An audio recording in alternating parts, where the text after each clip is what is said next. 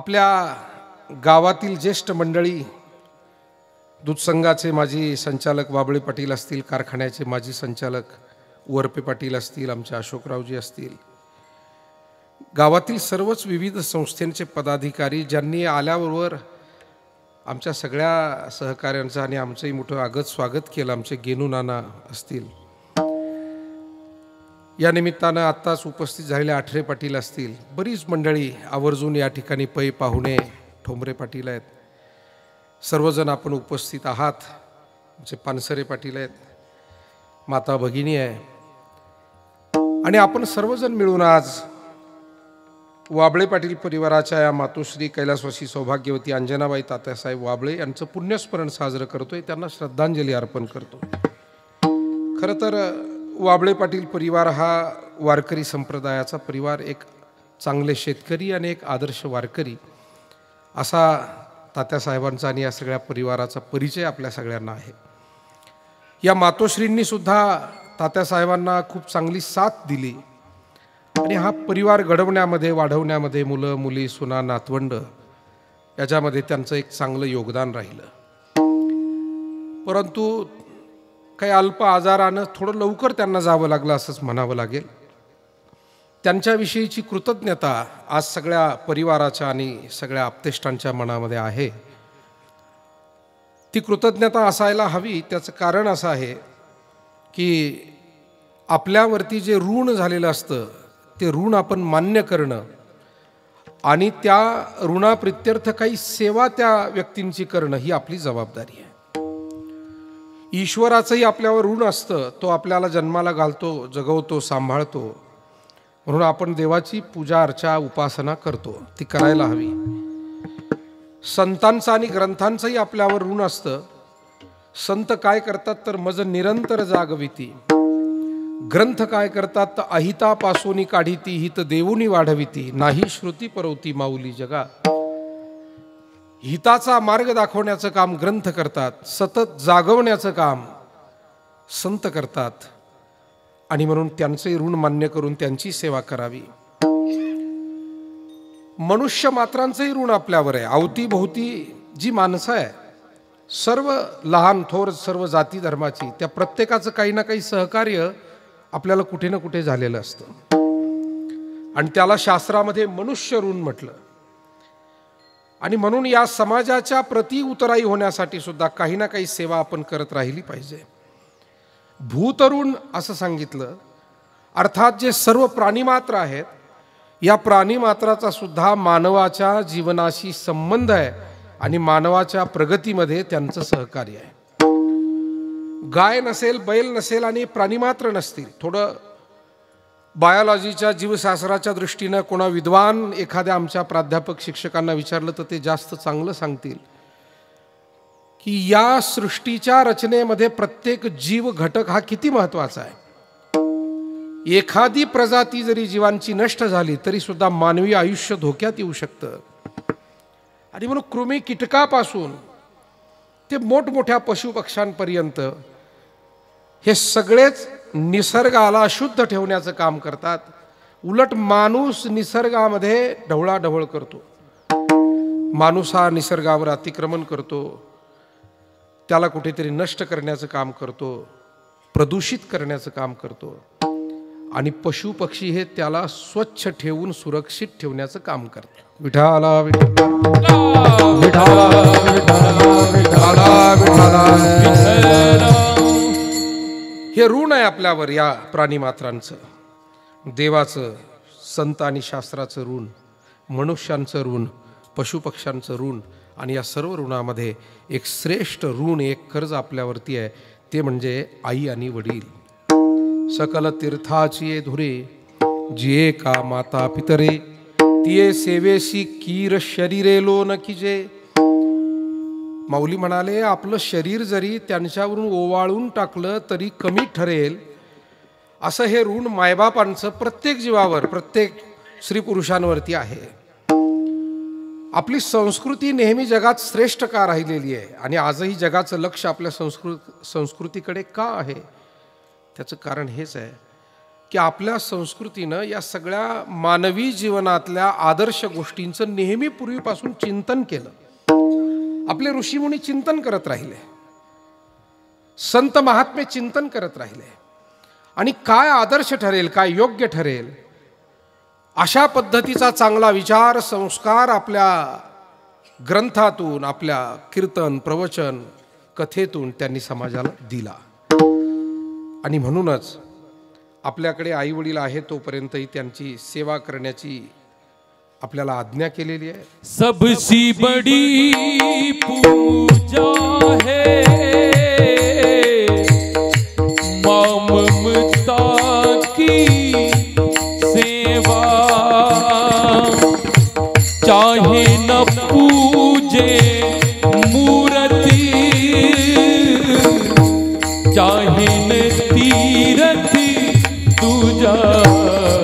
श्री राम जय राम जय जय राम, श्री राम जय राम जय राम, श्री राम जय राम जय राम, श्री राम जय राम जय राम.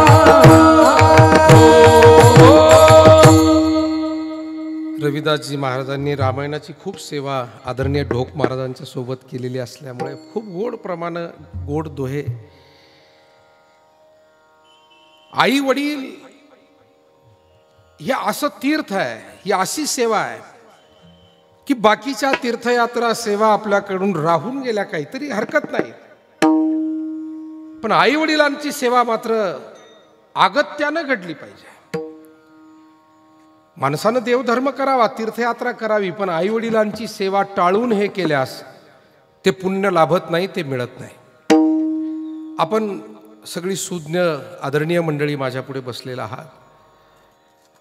आपण सांगा, गणितामध्ये शून्यावर किती शून्य दिले म्हणजे ती बेरीज मोठी येईल? बरं, मोठा कल्पना करू आपण. 1,00,000 शून्यावर 2,00,000 शून्य देऊ म्हणजे बेरीज किती किंवा गुणाकार किती येईल? मला वाटतं त्याचं फक्त एकच शून्य, भोपळा. तसंच आहे मायबाप हो. जी माणसं घरातल्या वडीलधाऱ्या माणसाकडे दुर्लक्ष करून कोणी समाजसेवा करतो, कोणी धर्मसेवा करतो, कोणी काय काय करतो, पण हे सगळं व्यर्थ आहे. कारण कुठल्याही देवाला जरी गेलात आणि जर का मायबापांची सेवा घडत नसेल, ते दुःखी असतील, आजारी आहेत आणि आपण त्यांच्याकडे पाहत नाही, भुकेले आहेत, आपण वेळेवर लक्ष देत नाही, तर अशा वेळेला पांडुरंग परमात्मा असेल, भगवान प्रभू रामचंद्र असतील, भगवान महादेव, दत्तात्रय, साईबाबा, कोणत्याही देवाला जा, हे देव आपल्याला आशीर्वाद देण्यापेक्षा आपण गेल्याबरोबर ते डोळे वटारून पाहत असतील, हाच आहे का तो? आणि त्याच्यामुळे तिथून आल्यावर आपल्या जीवनात चांगलं घडण्यापेक्षा वाईट घडू लागतं, कारण देवानं डोळे वटारलेले असतात आपल्याला. हाच आहे का तो? आणि ही वस्तुस्थिती आहे, हा विनोद नाही आहे, ही वस्तुस्थिती आहे की आपल्याला जर त्या शून्याच्या समोर काही संख्या असेल तर शून्यांची जशी किंमत आहे, तसं आपल्या घरातून आपली सेवा जर अगोदर सुरू होत असेल तर पुढील सेवा ही आपल्यासाठी पुण्यकारक आहे, लाभदायक आहे. आणि म्हणूनच मला समाधान या गोष्टीचं वाटतं की बहुसंख्य, या ना पुढे या,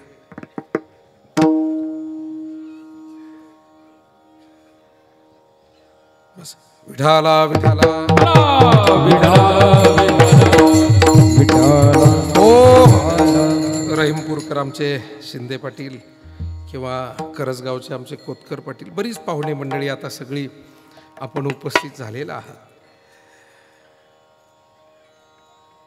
मला वाटतं मूलभूत सेवा, कारण सुरुवात तिथून होते आपल्या धर्माची आणि सेवेची. मातृदेवो भव, पितृदेवो भव, आचार्य देवो भव. आणि समाधान या गोष्टीचं आहे की अजूनही आपल्यासारखे असे आदर्श परिवार आहेत, चांगले परिवार आहे, या बाबळे पाटील परिवारासारखे, की जे आपल्या वाडवडिलांविषयी कृतज्ञ आहेत, सेवा करतायत, लक्ष देत आहेत. आता हे जावई इथे बसलेले बाबळे पाटलांचे दत्ताभाऊ यांनी सुद्धा आईवडिलांची सेवा करताना आम्ही डोळ्यानं पाहिलंय, या बाबळे पाटील परिवाराला पाहिलंय. अशा असंख्य मंडळी आहे की जे लक्ष देत आहेत आणि मला वाटतं द्यायला हवं. हा आदर्श आपण प्रत्येकानं, नव्या पिढीनं सुद्धा आचरणात आणावा, तो ध्यानात ठेवावा. आणि म्हणून आपल्या भारतामध्ये जो इतिहास घडलेला आहे तो आईवडिलांच्या आशीर्वादांमुळे घडलेला आहे, ध्यानात ठेवा. कौरवांचा पराजय आणि पांडवांचा विजय हा कशामुळे घडला?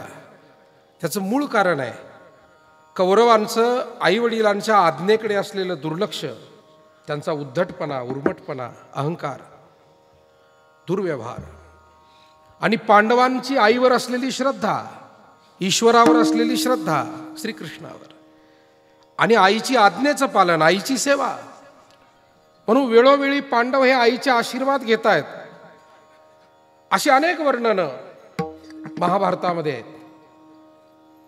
पण महाभारतात असं कुठंच लिहिलेलं नाही की दसऱ्याचा दिवस आहे, सगळे 100 कौरव लाईनीत उभे राहिले आणि धृतराष्ट्र आणि गांधारीचं दर्शन घेतलं आणि त्यांना सोनं दिलं, किंवा संक्रांतीचा दिवस आहे, 100च्या 100 भाऊ एकोप्यानं आले आणि आईवडिलाकडून तीळ घेतले. असं कुठंच महाभारतात.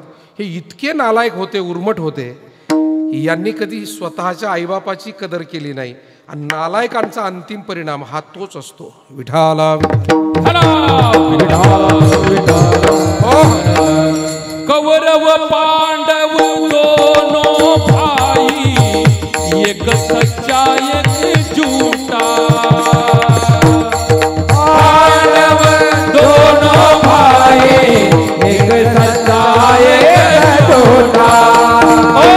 सच्चा तो वैकुंठ जावे, सच्चा तो वैकुंठ जावे, झूठा नरक में बैठा. सच्ची बात कबीर जी की, मत करना किसी.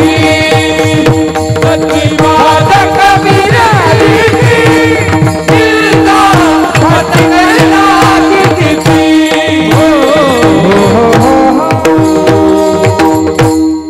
काय गोड समर्पक प्रमाण दिलं. कौरव पांडव दोनों भाई, एक सच्चा एक झूठा.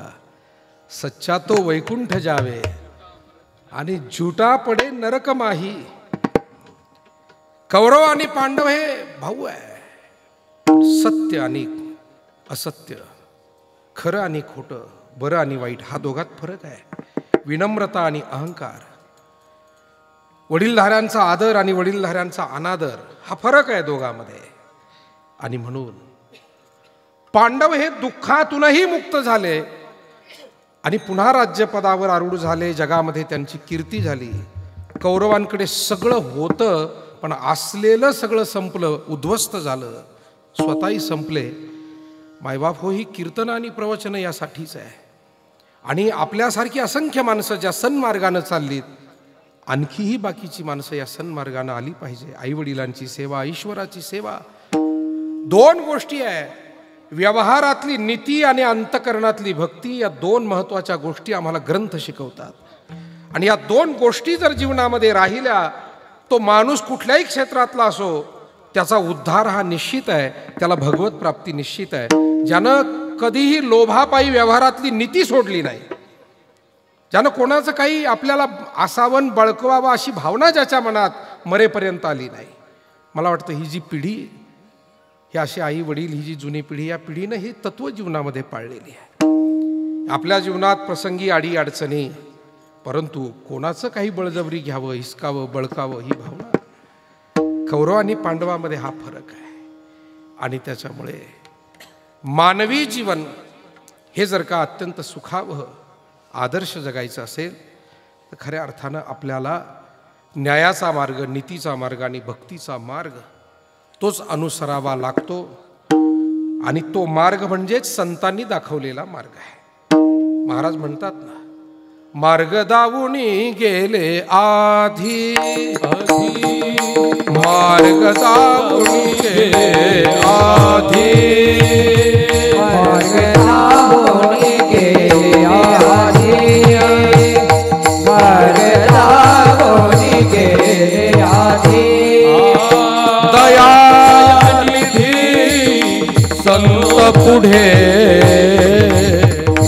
दयानिधी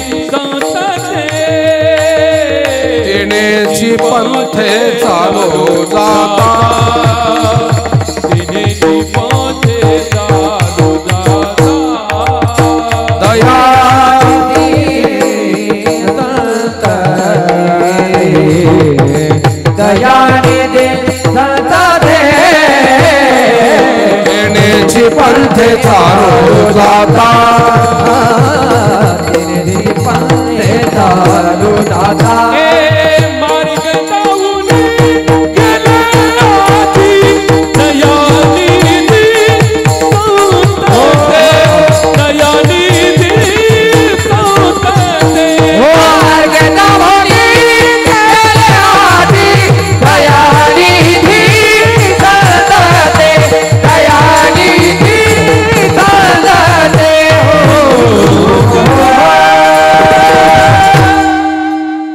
राहुरी तालुका तांदुळवाडी येथील जगद्गुरू तुकोबारायांच्या वंश परंपरेतलं असलेलं व्यक्तिमत्व आणि आमचे स्नेही भगवानजी महाराज मोरे. मी पाहिलं नाही ते, कधी गडबडीत आले, काही लक्ष इकडे तिकडे असेल, परंतु तेही आलेत, त्यांना खूप मी धन्यवाद देतो. संतांनी दाखवलेला हा मार्ग आहे. मार्ग दावून गेले आधी दयानिधी संत पुढे तेनेच पंथे चालो जाता न पडे गुंथा कुठे काही. मार्ग पुष्कळ आहे, पण त्याची निवड करणं हे परमेश्वरानं आपल्या हातात ठेवलेलं आहे. माणसावर त्यानं ठेवलंय की आता तुम्ही निवडा काय निवडायचं. जसं त्या प्रश्नोत्तरामध्ये मुलांची परीक्षा घेत असताना पर्याय दिलेले असतात. गाळलेल्या जागा भरा किंवा बरोबर किंवा चूक सांगा आणि काही पर्याय असतात. आता त्या पर्यायातून आपल्या अभ्यासाचा विचारांचा कस लावून त्या विद्यार्थी किंवा विद्यार्थिनींना त्या अचूक पर्याय निवडायचे असतात. मला वाटतं परमेश्वरानं सुद्धा तुमची आमची मनुष्य मात्रांची ही एक जीवनात परीक्षाच घ्यायची ठरवलेली आहे आणि त्यानं आपल्यापुढे पर्याय ठेवलेले आहे. स्वार्थाचा मार्ग निवडायचा का परोपकाराचा, पुण्याचा मार्ग निवडायचा का पापाचरण करायचं, जीवन सुखी आनंदी होईल या मार्गाने जायचं का आपलं जीवन आपण धोक्यात आणि दुःखात घालवायचं. हे सगळे पर्याय तुका म्हणे उघडे आहे हितघात जया जे उचित तैसे करा. दया जे उचित तैसे करा, दया जे उचित तैसे करा. तुका म्हणे उघडे आहे हितघात, म्हणे उघडे आहे हितघात, तुका म्हणे उघडे आहे हितघात, उघडे आहे हितघात. जया जे उचित करा तैसे, दया जे उचित करा तैसे, दया जे उचित करा तैसे. पुण्य परोपकार पापते परपीडा या अभंगाचा शेवट आहे की तुका म्हणे उघडे आहे हितघात. उघडच आहे सगळं, कोणत्या मार्गाने आम्हाला जायचं आहे. आणि म्हणून या वाडवडिलांचा मार्ग आपल्यासाठी प्रशस्त आहे, कारण या वाडवडील माणसांनी जीवनामध्ये नेहमीच पुण्य मार्गाला महत्त्व दिलं. आज जगामध्ये एक चढाओढ दिसून येते. नव्या पिढीमध्ये चांगली मंडळी अजूनही आपल्या घरचा संस्कार घेऊन वाटचाल करणारी पुष्कळ मंडळी आहे आणि ते अशी माणसं नव्या पिढीत पाहिली की आपल्याला खूप आनंद आणि समाधान वाटतं. पण याच जगामध्ये सध्याच्या स्वार्थाचा मार्ग अवलंबणारेही पुष्कळ आहे, अनितीचा मार्ग अवलंबणारे पुष्कळ आहे. झटपट श्रीमंत व्हायचंय, झटपट प्रसिद्ध व्हायचंय, लोकांना प्रत्येक गोष्ट म्हणजे नेता सुद्धा झटपट व्हायचंय. भाऊ, तुम्ही सहकार महर्षी स्वर्गीय भाऊसाहेबांच्या सोबत काम केलं, तो जो काळ होता जुन्या पिढीतला, त्या काळामध्ये सेवा करणं, काम करणं, समाजाच्या सुखदुःखात सहभागी होणं. हल्ली आम्ही पाहतो महाराष्ट्रावर फिरताना असं लक्षात येतं की अचानकपणे एखाद्या अपरिचित नाव आणि त्याचे बोर्ड असे मोठाले लावलेले असतात एखाद्या शहरात. आता त्या शहरात जाणं येणं असतं आपलं, मग तिथला स्थानिक एखादा आमचा वारकरी सहकारी असतो, आम्ही त्याला विचारतो, अरे हे नाव वाचलं नाही रे कधी आपल्या भागातलं, कोण आहेत? हे हाय आमच्याकडचाच पोरगा आहे, पण त्याला आता नगरसेवक व्हायचंय म्हणे आणि त्याच्यामुळे रात्रीतून त्यानं हे बोर्ड लावले. आता कोणत्या ना कोणत्या मार्गानं पैसा आलेला असतो आणि त्या पैशातून मग मी आता, म्हणजे हे सगळे असे मार्ग आहे. मला वाटतं नेतृत्व करणं वाईट आहे का? समाजसेवा करणं वाईट नाही ना. आपलं धर्मशास्त्र सांगतंय की जे तुम्ही समाजकारण करताय, समाजाची सेवा, हा सुद्धा एक परमार्थ आहे. जे का रंजले गांजले त्यासी म्हणे जो आपुले. आपल्या गावागावांमध्ये आजही अशी माणसं आहे, पूर्वी होती, की जे स्वतःच्या कामाकडे दुर्लक्ष पण लोकांची कामं करण्यासाठी वेळ द्यायचे, झटायचे. कुठे सरकारी कार्यालयामध्ये जा, कुठे 4 ठिकाणी जाऊन कोणाचे तंटे बखेडे मिटवा असं काम करणारी आदरणीय माणसं आजही आहेत, पूर्वीच्या काळी तर होतीच. मग हा परमार्थ नाही तर काय? हा परमार्थच आहे. पण ही भावना आता आहे का? मला नेतृत्व करायचंय म्हणजे समाजाच्या सेवेसाठी करायचंय, हा भाव मनामध्ये आहे का? का फक्त मला नावलौकिक मिळावा म्हणून नेता व्हायचंय, धन मिळावं म्हणून नेता व्हायचंय, मान मिळावा म्हणून नेता व्हायचंय? आणि असं जर असेल तर मग ह्या लोकशाहीचा जो विचार आपण करतो की ही लोकशाही टिकली पाहिजे, ती चालली पाहिजे, हा देश टिकला पाहिजे, हे कसं शक्य आहे? कारण जे देश चालवण्यासाठी आता हळूहळू पुढे येत आहेत, जी पिढी निर्माण होते आहे, त्या पिढीच्या मनात त्या देशाविषयी श्रद्धा आहे का? देशवासियांविषयी त्या मनामध्ये काही सेवाभाव आहे का? आणि हा जर नसेल तर मला असं वाटतं अशा माणसांमुळे लोकशाही येणाऱ्या काळात निश्चित धोक्यात येऊ शकते. आणि म्हणून आज 75वा प्रजासत्ताक दिन आहे.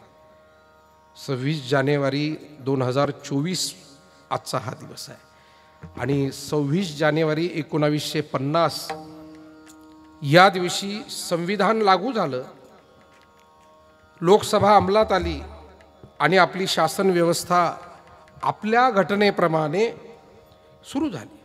15 ऑगस्ट 1947ला स्वातंत्र्य मिळालं. त्यानंतर घटना समिती गठीत करण्यात आली. मग त्या असलेल्या घटना समितीनं पुढे घटना मसुदा समिती तयार केली. घटना समितीमध्ये पंतप्रधान नेहरूजी आणि सगळी मंडळी होती. मग त्यांनी मसुदा कोणी करावा, तर त्यावेळेला भारतरत्न डॉक्टर बाबासाहेबजी आंबेडकर आणि भारताचे पहिले महान राष्ट्रपती डॉक्टर राजेंद्र प्रसाद यांच्या अधिपत्याखाली ही घटना मसुदा समिती काम करू लागली. बरेच सदस्य त्यामध्ये होते आणि बराचसा काळ त्यामध्ये गेला. ती घटना या सगळ्या लोकांनी अत्यंत अभ्यास करून, मग इंग्लंडची लोकशाहीची घटना असेल, अमेरिकेची असेल, अन्य अशा राष्ट्रांमधल्या ज्या घटना आहेत त्याचा अभ्यास करण्यात आला. आपल्याकडचे लोक, आपल्याकडच्या अडीअडचणी त्याचा विचार करून अनेक आदर्श अशी राज्यघटना आपल्याला मिळाली. आणि ती राज्यघटना आम्ही भारतीय लोकांनी हे संविधान आमच्या प्रती स्वीकारलेलं आहे. असंच वाक्य आहे राज्यघटनेत पहिलं, की आम्ही भारतीय लोक हे आमच्या लोकशाही देशासाठी हे आमचं संविधान स्वीकारत आहोत. म्हणजे लोकांनीच लोकाला, जनतेनेच जनतेला ही राज्यघटना अर्पण केली. आणि 1950 आता 24 म्हणजे बरोबर 75 वर्ष या आजच्या प्रजासत्ताक दिनाला झालेले आहे. पण हा प्रजासत्ताक त्याच्यातच अर्थ सामावलेला आहे, प्रजेची सत्ता. जसं शिवरायांच्या राज्यामध्ये सुद्धा, छत्रपतींच्या राज्यात रयतेचं राज्य असं बिरुद त्यांना मिळालं. मला वाटतं हा बहुमान या भूमीमध्ये कोणत्याच राजवटीला कधी मिळाला नाही, तो फक्त शिवरायांच्या. कारण रयतेची सुखदुःख जाणून, रयतेच्या भावना अनुसरून, कोणावरही अन्याय होणार नाही याची काळजी घेऊन त्यांनी राज्य केलं. छत्रपती शिवाजी महाराजांना जर सूड काढायचा असता तर त्यांना तो उगवता आला असता. पण महाराजांनी शासन व्यवस्था आपल्या हाती आल्यानंतर, स्वराज्य प्राप्तीनंतर, त्यांचं जिथपर्यंत स्वराज्य होतं, अटके पार झेंडे लावले म्हणतात, इकडे थेट तमिळनाडूपर्यंत होतं, तंजावरपर्यंत होतं. पण एवढं सगळं राज्य असताना महाराजांनी कुठल्याही भागात कुठली मस्जिद पाडली आणि तिथं मंदिर बांधलं असं घडलं नाही. वास्तविक औरंगजेबानं ते केलं होतं. त्या अगोदरच्या अनेक शासकांनी, बाबर असेल, गजनीचा मोहम्मद असेल, असे असंख्य बादशाह झाले, मुस्लिम बादशाह. ही सत्ता आल्यानंतर त्यांनी हैदोस घातला आणि परधर्माचे लोक जणू काही शत्रूच आहे आणि परधर्म हा आमच्यासाठी फारच धोक्याचा आहे, म्हणून यांचे ग्रंथही नष्ट झाले पाहिजे, धर्मही नष्ट झाला पाहिजे, मंदिरही नष्ट झाली पाहिजे, ही भावना ठेवून त्यांनी काम केलं. आणि ही भावना ठेवून केल्यामुळे त्यांनीही राज्य केलं. पण ते राज्य आदर्श राज्य मानलं गेलं नाही, किंवा त्याला रयतेचं राज्य. औरंगजेबाच्या राज्याला कोणी म्हणेल का रयतेच? आणि एखादा मूर्ख म्हणू लागला तर त्याला विचारला पाहिजे, जाब हल्ली काही महामूर्ख असे निघाले ते औरंगजेबाचे स्टेटस ठेवायला लागले. खरं तर त्यांना या भारतभूमीचा इतिहास कळतो का? मी म्हणतो अब्दुल कलाम सरांचे स्टेटस ठेवा ना, संत कबीरांचे स्टेटस ठेवा. कबीर मोमीन लतीफ मुसलमान सेनान हवी जान विष्णुदास. मुस्लिम समाजामध्ये आदर्श लोक होऊन गेले नाही का? अहो, जो बापाचा घात करतो, जो आपल्या भावाचं मुंडकं छाटून ते तबकामध्ये ठेवून आपल्या बापाला दाखवतो की हे आहे आणि आता मी राज्य करणार आहे, ज्यानं आपल्या भावाचे मुडदे पाडले, बापाला बंदिवासात टाकलं, जो आपल्या कुटुंबाचा होऊ शकला नाही, आणि अशा मूर्खाचं आणि अशा क्रूर व्यक्तीचं राज्य हे कसं काय आदर्श राज्य होऊ शकेल? आणि म्हणून मायबाप हो, हा हिंदू मुस्लिम प्रश्न नाही आहे, हा नियतीचा प्रश्न आहे की कुठल्या नियतीनं ते राज्य चालवलं आहे, कुठल्या वृत्तीनं ते राज्य चालवलं आहे. छत्रपती शिवराय होते. राम आणि रावण ही जी प्रवृत्ती आपण पाहतो, तोच विषय छत्रपती शिवराय आणि औरंगजेब यांच्यासाठी लागू पडतो. रावणानं सीता चोरून नेली, अनेक प्रकारचे अन्याय सर्वांवरती केले, पण रावणाला जेव्हा मारलं त्यावेळेला रावणाची पत्नी माता मंदोदरी ही रामाला भेटायला आली तेवढ्या दुःखाच्या प्रसंगामध्ये सुद्धा. आणि आपल्याकडे रावणाची पत्नी मंदोदरी येते आहे असं पाहिल्याबरोबर राम उठून उभे राहिले. बघा बरं, माणसातला हा फरक असतो. लोक म्हणतात त्याला काय होतं, तेही त्याच गावातले आणि हेही त्या गावातले. नाही नाही नाही, त्याच्यात लई फरक असतो. नुसत्या गावावरून शिवावर हे चालत नाही. संस्कार काय, विचार काय, वागणं काय, वर्तन काय. आणि म्हणून राम उठून उभे राहिले. मंदोदरी आली, नमस्कार केला. प्रभू, माझा एक प्रश्न होता. माझ्या पतीला तुम्ही मारलंय, पण माझ्या एका शंकेचं समाधान करा. तुमच्यामध्ये आणि त्यांच्यामध्ये काय फरक आहे? का बरं माझ्याच पतीला दंड मिळावा आणि तुम्ही तो त्यांना द्यावा, असा तुमच्यामध्ये तुम्ही दंड देणारे आणि त्यांना मात्र मारलं, याचं कारण काय? प्रभू रामचंद्र म्हणाले, माते, तुम्ही विचारलंय म्हणून सांगतो. एरवी ह्या गोष्टी काही चर्चेच्या नाही, पण सांगतो की माझ्या गैरहजेरीमध्ये तुझ्या पतीनं माझ्या पत्नीचं अपहरण केलं. हा रावण आहे. या भाऊसाहेब पाटील बसा.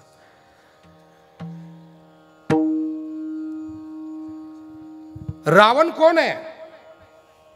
राम सांगतायत, मी नव्हतो पंचवटीत. त्या मारीच हरिणाने आम्हाला बाजूला नेलं, बंधूंना, राम लक्ष्मण, आणि आमच्या गैरहजेरीमध्ये माझ्या पत्नीचं, सीतेचं अपहरण तुझ्या पतीनं केलं. हा रावण आहे. आणि माझा शत्रू रावण मारला गेलेला असतानाही त्याच्या पत्नीशी आई म्हणून मी बोलतोय, हा मी राम आहे. आणि म्हणून राम मंदिर का पाहिजे याचं उत्तर इथं आहे. का रावणाचं मंदिर बांधणार? विठाला विठाला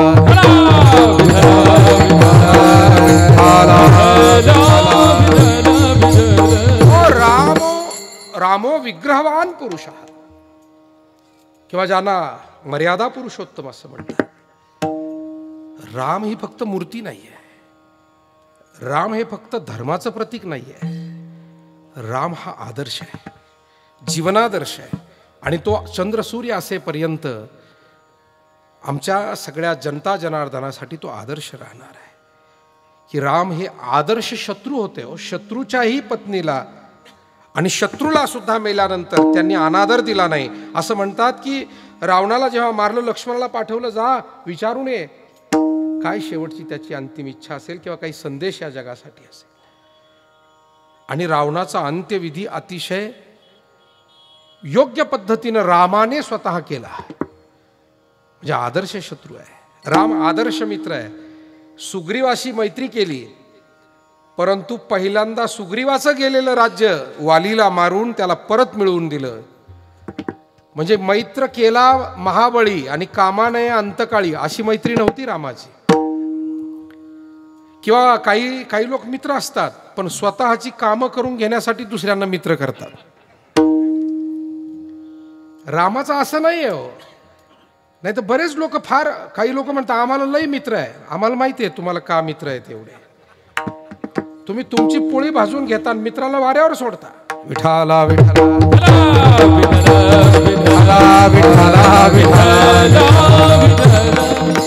मला असं वाटतं जी मैत्री सध्या जगात सुरू आहे गल्लीपासून दिल्लीपर्यंत ती अशीच आहे. आपल्यासाठी वापर करून घ्यायचा आणि नंतर दोडक्यासारखे असे लटकून द्यायचे कुठेतरी. समजलं तर समजून घ्या. कलियुग आहे, कलियुग आहे. पण राम अशी मैत्री करत नाहीत. रामाची मैत्री काय? सुग्रीवाला त्याचे व्यथा विचारली. वास्तविक त्यावेळेला रामाला सीतेला शोधायला जायचं आहे. स्वतःच्या पुढे अडचण किती मोठी आहे, पण स्वतःचं काम काही काळ तहकूब केलं आणि वालीला मारलं. सुग्रीवाला राज्य मिळवून दिलं आणि नंतर सुग्रीवाची मदत पुढील टप्प्यावर घेतली. म्हणजे पहिली अडचण मित्राची सोडवली आणि मग त्याचं सहकार्य त्यांनी मिळवलं. ओ रघुकुली रीत सदा चली आई, प्राण जाई पर बचन जाए. राम सिया राम जय जय सिया राम जय जय राम.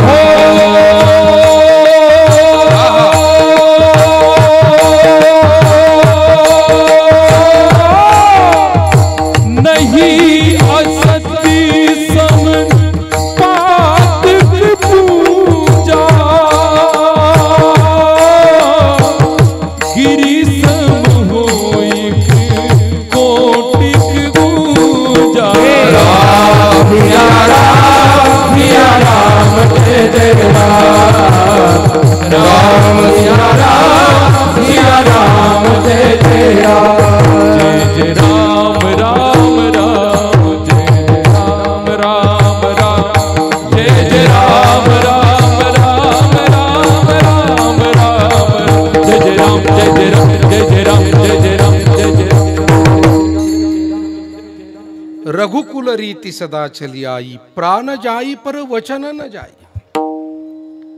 दिलेला शब्द जीव प्रसंगी देऊ, पण दिलेला शब्द मोडणार नाही.